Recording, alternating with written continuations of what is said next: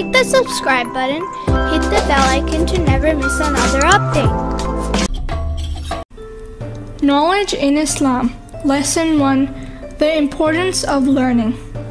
One day, Prophet Muhammad entered the masjid and saw two groups of people.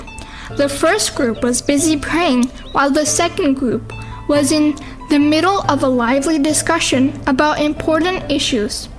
The Prophet then said, Allah is pleased with what both of these groups are doing, but I will join the second group because Allah sent me to teach people and help them understand things better. When we learn more about who Allah is, our acts of worship usually become much more special.